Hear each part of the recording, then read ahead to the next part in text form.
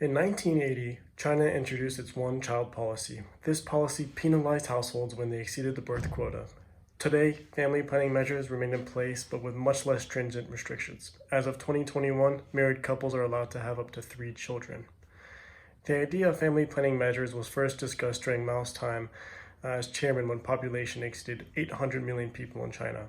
During this time, economic growth stagnated while living standards were diminishing to all-time lows.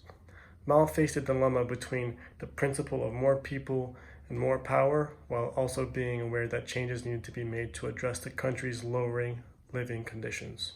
The first family planning measures that took place were not government laws, but rather forms of propaganda that aimed to encourage couples to reproduce under certain conditions. An example of a propaganda slogan was later, longer, and fewer, which encouraged couples to marry later, increase the amount of time between children, and to have only 2 children at the most. One-child policy was enforced as a law in 1980, roughly 4 years after Mao's death, under Deng Xiaoping when the country's population was approaching 1 billion people. Though the intentions behind the one-child policy were to improve living conditions and increase the GDP per capita, the policy had a series of effects such as a skew in the gender ratio and labor shortages in the long term. In this documentary, we will feature the thoughts of 3 main thinkers, including Milton Friedman, the Chicago School economist, Silvia Federici, the feminist Marxist scholar from Hofstra University, and finally, Wendy Brown, a political scientist from Princeton University. These political and economic thinkers will give us a variety of perspectives that will give us clear understandings on the effects of the one-child policy in China. China's main goal of family planning and the one-child policy was to alleviate poverty and the poor living conditions of the communist society under Mao Zedong. While I have my opinions on communism and why it fails as an economic system, I will narrow down my views to a more specific question. What approach should have been taken to improve China's stagnating economy and low living standards? And I will answer why. As the lead economist of the Chicago School, I am a firm believer in the privatization of society and to limit government intervention as much as possible without creating an anarchist society. I believe a limited government is the best option to ensure the smooth and efficient dynamics of society. Looking at the one-child policy that China put in place infringes morally, politically, and economically upon the beliefs I have.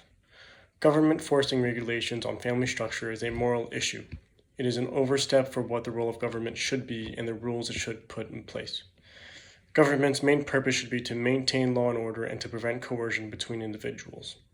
Setting restrictions on family structures is invasive, and family planning should remain at all costs a private matter. Finally, one-child policy might have some favorable effects in the short and medium term, but when we look at the demography of the population today, their labor force is shrinking for the first time in 50 years in a growing economy. In addition, they essentially cause a skewed gender ratio with roughly 4% of males more compared to females. Now, to answer the question of fixing the poor living standards, there is only one answer I have, and that is privatization. During the middle of the 19th century in Britain and the United States, when the laissez-faire economy was at its height, private organizations and institutions donated large sums of money to alleviate poverty. These private measures have decreased significantly since the extension of the government welfare system.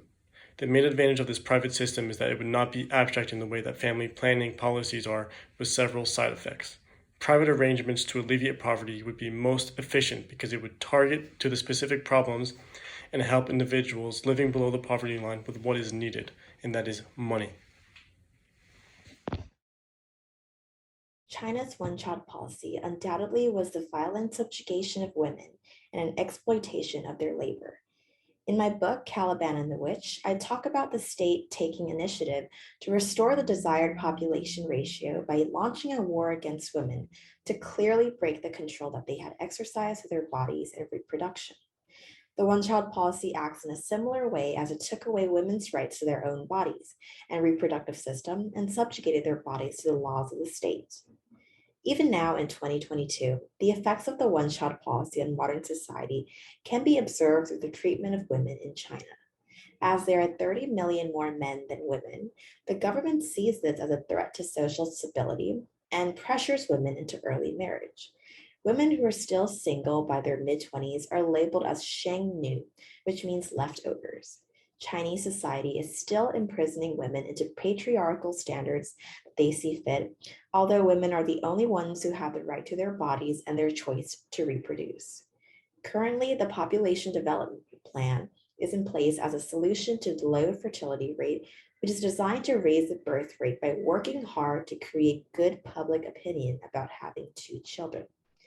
However, this cannot be expected to reverse the trend of declining and aging population. We have yet to see any increased support in public spaces, such as nursing facilities, to support current parents and especially mothers. The true solution to the overpopulation caused by the one-child policy is not to enforce more propaganda that just keeps using women as reproductive engines, but to support current mothers in the workforce to make it easier to start a family and be successful in their respective careers so that women know that they are thoroughly supported if they have children.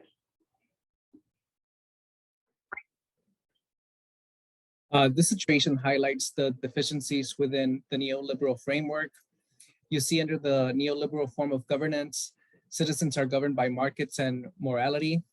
I hypothesize the Chinese people have internalized these ideas and concluded that the cost of an additional child exceeds its returns, therefore not worth it. This form of reasoning is what I call homo economicus, where the decisions are made based on economics. As the New York Times reports, women have placed greater value of career advancement long before China enacted its one-child policy. Nevertheless, China is off to a good start. By making its child policy less stringent, it has increased its basic freedoms and strengthened democracy.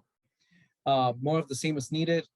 To care for its elders and prevent labor shortages, China must make quality education and healthcare more affordable. To paraphrase Vox, this makes children more affordable.